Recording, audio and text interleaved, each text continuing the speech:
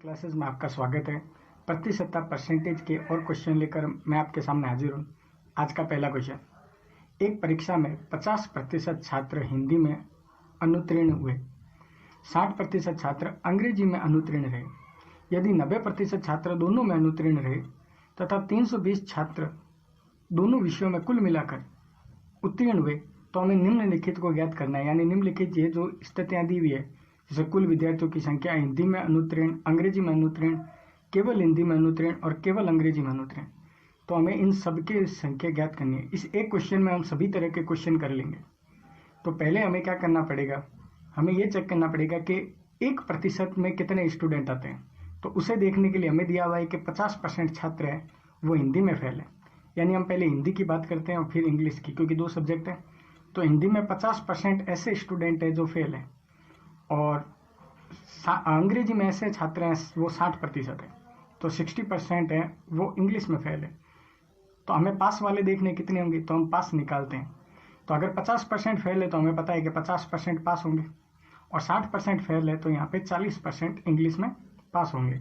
अब दोनों में कुल कितने पास है, तो ये कह रहे हैं 90% दोनों में अनुत्तीर्ण है, यानी 90% दोनों में फेल हो चुके हैं।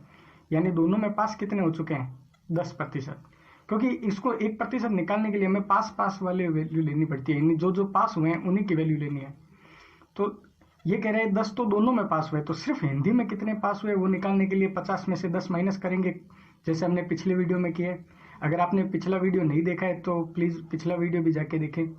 तो 50 में से ये 10 माइनस करेंगे तो यहाँ आ जाएगा 40%, और 40 में से 10 माइनस करेंगे तो कितना आ जाएगा, 30% आ जाएगा। तो देखिए, केवल हिंदी में पास होने वाले 40%, केवल इंग्लिश में पास होने वाले 30%, और दोनों में पास होने वाले 10%। तो कुल कितने स्टूडेंट हो गए जो पास हो गए, 40% हिंदी के, 10 दोनों के और 30 इंग्लिश के। तो इन तीनों को ऐड करने पर आ जाएगा 80, यानी 80% स्टूडेंट वो है जो पास हो चुके हैं। और हमें दिया हुआ है कि पास होने वाले स्टूडेंट कितने हैं, टोटल 320, यानी 320 ऐसे हैं जो एक या दो या सब विषय में कुल उत्तीर्ण पूछा है। तो कुल यानी सब के सब जितने उत्तीर्ण हो चुके हैं। तो यहाँ पर हमें दिया होगा कि 80% है, वो हो गया 320। तो 1% कितना हो जाएगा, तो 320 में हम 80 का दे देंगे भाग। तो 0 से ये 0 कट गया, 32 में 8 का भाग देने पर कितना आ गया, 4। यानी हम कह सकते हैं कि जो 1% स्टूडेंट है वो कितने स्टूडेंट है, 4 स्टूडेंट है। अब हम यहाँ निकालते, देखो पहले का पूछा है कुल विद्यार्थी, तो कुल विद्यार्थी यानी 100% हो गए। 1% 4 है तो 100 कितने होंगे, तो 4 × 100, तो 4 × 100 करने पर कितना आ जाएगा, 400। यानी कि जो 400 स्टूडेंट है वो टोटल थे, कुल विद्यार्थी थे 400। फिर नेक्स्ट, हिंदी में अनुत्तीर्ण छात्र, यानी वो छात्र जो हिंदी में फेल हो चुके हैं।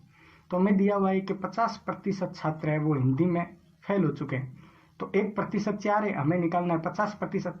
तो 50 × 4 कितना हो जाएगा, 200, यानी 200 छात्र ऐसे हैं जो हिंदी में फेल हो चुके हैं। अंग्रेजी में अनुत्तीर्ण छात्र, तो अंग्रेजी में कितने अनुत्तीर्ण हुए, वो है 60%। तो 1 का 4, 60 से गुणा कर देंगे तो हमारे पास आ जाएगा 240 स्टूडेंट। नेक्स्ट हमें कहा है कि सिर्फ केवल हिंदी में ही, सिर्फ हिंदी में उत्तीर्ण होने वाले, जो हिंदी में उत्तीर्ण हुए हैं। तो हमने ये देखा कि हिंदी में सिर्फ हिंदी में वाले कितने होंगे, तो हमने निकाला था 40, कि हिंदी में पास थे 50, जिसमें से 10 दोनों के थे, तो वो 10 माइनस करने पर हिंदी के कितना है, 40% पास है। तो 1% 4 है और यहाँ 40 है, तो 4 × 40 कितना हो गया, 160। यानी 160 स्टूडेंट वो है जो सिर्फ हिंदी में पास हुए। केवल अंग्रेजी में उत्तीर्ण होने वाले, तो कुल अंग्रेजी के 40 थे, जिसमें 10% दोनों के माइनस करने पर हमने निकाला था 30%। तो यहाँ 4 × 30, तो 4 × 30 करने पर 4 × 3 कितना हो गया, 12। यानी 120 स्टूडेंट वो है जो केवल अंग्रेजी में उत्तीर्ण हुए थे। नेक्स्ट क्वेश्चन सेकंड, गोविंदा अपनी आय का 20% भोजन पर, 25% मनोरंजन पर और 35% अन्य चीजों पर खर्च करता है।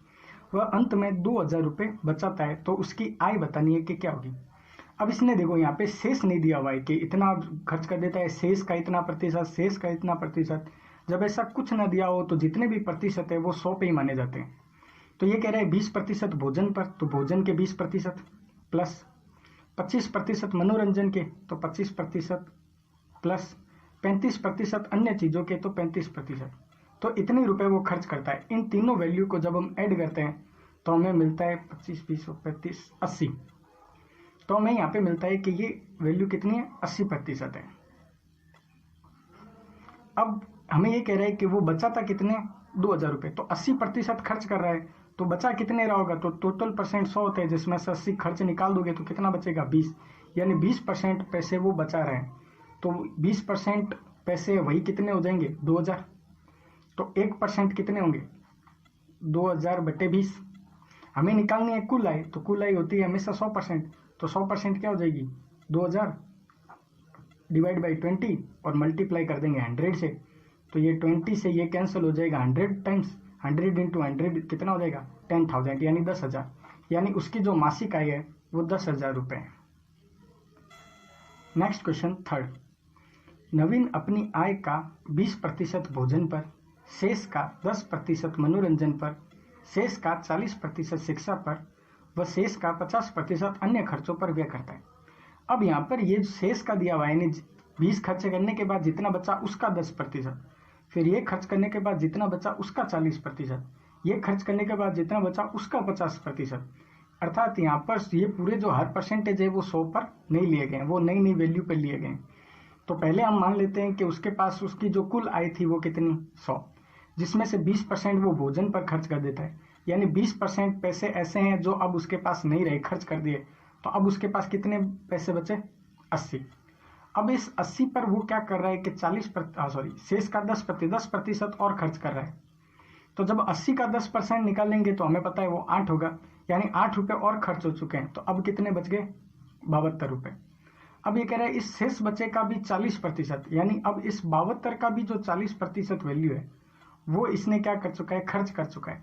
तो 72 का हम जब 40% निकालेंगे तो 72 इंटू 40 डिवाइड करेंगे इसको 100 से, तो ये 0 से 0, 2 से ये आ जाएगा 5 बार, इनकी गुणा करेंगे तो आ जाएगा हमारे पास 4, 14 बट्टे 5, और इसका सोल्व करेंगे हम तो हमारा आंसर आएगा 43.2। तो 43.2 अभी इतने पैसे बचे। अब ये कह रहे हैं कि आगे अब जो शेष बचा है उसका भी इसने क्या किया, 50% और खर्च कर दिया। तो इसका अब 50% है वो और खर्च हो चुका है। तो वो खर्च निकालने का दो तरीका है, या तो 50% निकाल लो, नहीं तो हमें पता है किसी भी संख्या का 50% उसका आधा यानी हाफ होता है। तो हम इसका हाफ करेंगे, तो इसका हाफ करने पर आ जाएगा 21.6। तो 21.6 आ चुका है, यानी 21.6 जो है वो अब लास्ट में हमारे पास बचे हुए रुपए हैं। और इसने कहा है कि इसकी मासिक आय करने के बाद जो उसकी बचत है वो कितनी है, 2,592 रुपये। यानी यही जो 21.6 वही किसके बराबर है, 2,592 के बराबर। तो एक किसके बराबर हो जाएगा, 2,592 बटे 21.6। और हमें 100% निकालनी है, इसलिए हम इसको क्या कर देंगे 100 से मल्टीप्लाई, जिससे हमें उसकी कुल आय मिल जाएगी। तो यहाँ पे पॉइंट को जब हटाएंगे तो ये आ जाएगा 1 0, फिर ये 6, ये इससे कैंसिल हो जाएगा 12 टाइम्स। तो यहाँ पे हमारे पास आ गया 120 इंटू 100, तो 120 इंटू 100 हो गया 12,000। तो यानी कि उसकी जो मासिक आय है वो कितनी है, 12,000 रुपये है।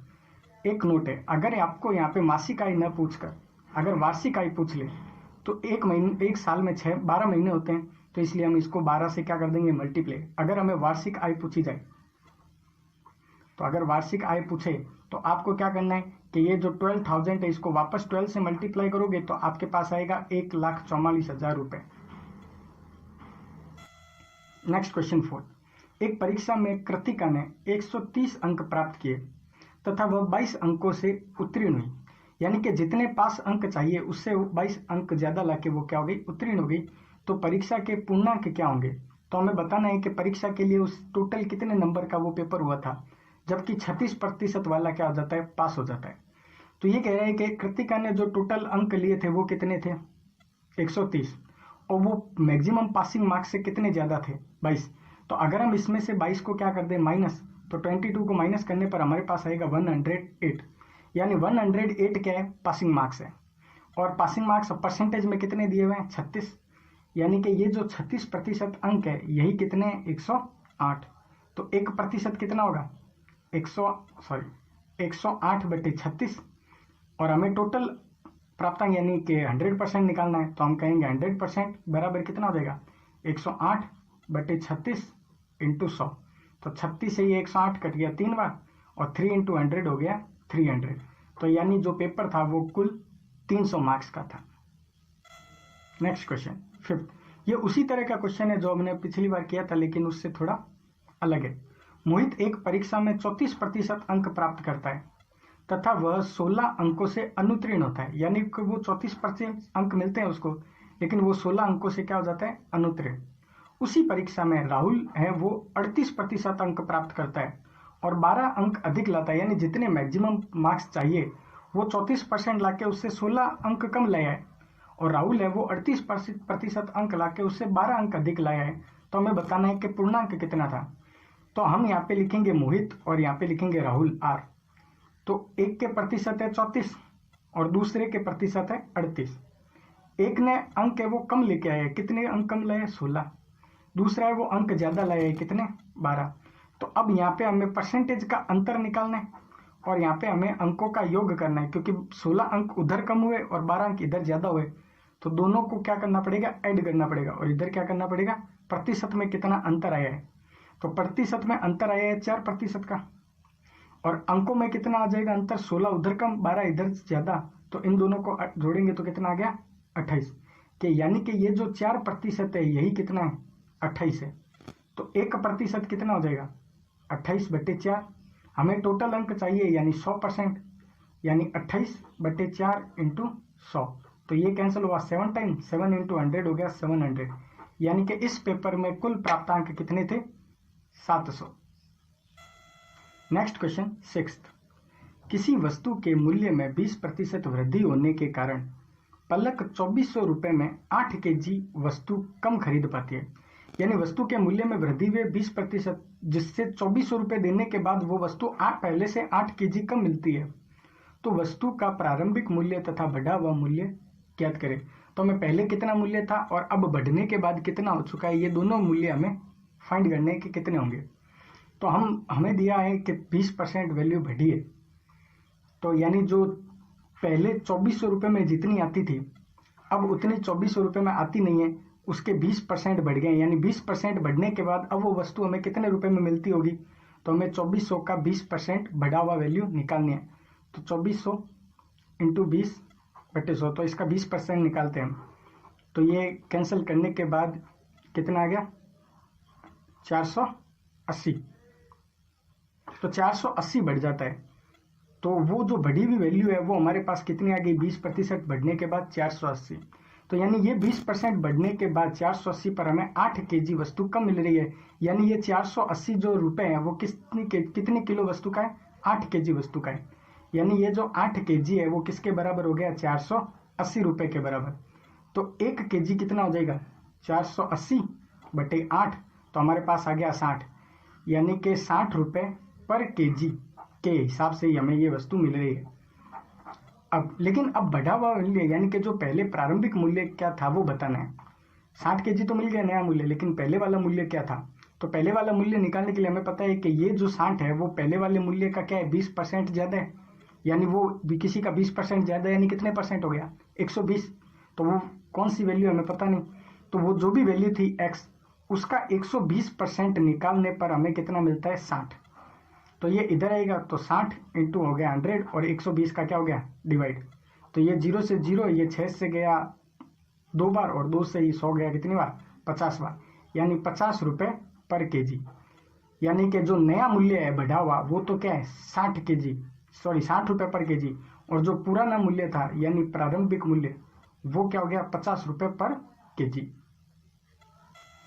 नेक्स्ट क्वेश्चन 7, चावल के मूल्य में वृद्धि के कारण एक परिवार को खपत में 20% कमी करनी पड़ती है तथा खर्च अपरिवर्तित रहता है। ये कह रहा है कि चावल का मूल्य तो बढ़ चुका है, लेकिन परिवार क्या कर रहा है उसके उपयोग यानी खपत में 20% की कमी कर रहा है, जिससे उनका खर्चा ना बढ़े, यानी उसका जो व्यय है वो क्या रहे अपरिवर्तित रहे। तो चावल के मूल्य में वृद्धि ज्ञात करनी है, यानी चावल का मूल्य वो कितने रुपए बढ़े हैं।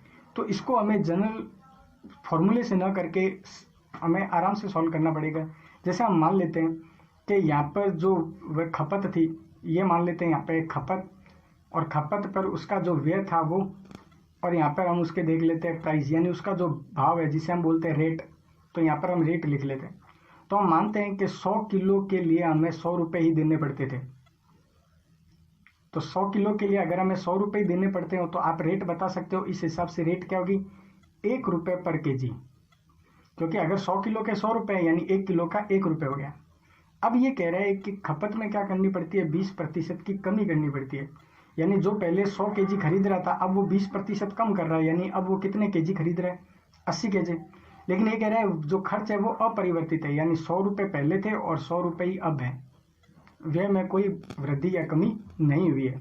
तो अब भाव कितना हो गया इसका, तो हमें क्या करना पड़ेगा, 100 में 80 से डिवाइड करना पड़ेगा। तो 0 से 0 को कैंसिल करेंगे तो ये इसको डिवाइड करने के बाद हमारे पास आ जाएगा 1.25, यानी 1.25 रुपये पर केजी के हिसाब से अब उसकी नई रेट है। तो रेट में कितना अंतर आ चुका है, यानी वृद्धि दिख रही है, कितनी वृद्धि हुई है, तो 1.25 में से 1 माइनस करने पर 0.25 की वृद्धि हुई है। डिवाइड, ये वृद्धि किस में हुई है, तो 1 रुपये में, क्योंकि पहले 1 रुपये मूल्य था, उस 1 रुपये में वृद्धि हुई है। और हमें निकालना है कुल मूल्य, यानी उसका 100%। तो पॉइंट हटने के बाद डिवाइड में भी कितना आ जाएगा, 100 आ जाएगा। 100 से 100 क्या हो गया, कैंसल, बच गया कितना, 25। तो यानी 25%, यानी कि चावल के मूल्य में 25% की वृद्धि हुई है, जिसे खपत में 20% की कमी करनी पड़ी, जिसे भाव की जिससे उसका खर्च है वो क्या हो, अपरिवर्तित रहे। आई होप कि आपको हमारा वीडियो पसंद आया होगा। अगर आपको पसंद आए तो इसे लाइक करें, शेयर करें और चैनल को सब्सक्राइब करें। Thank you.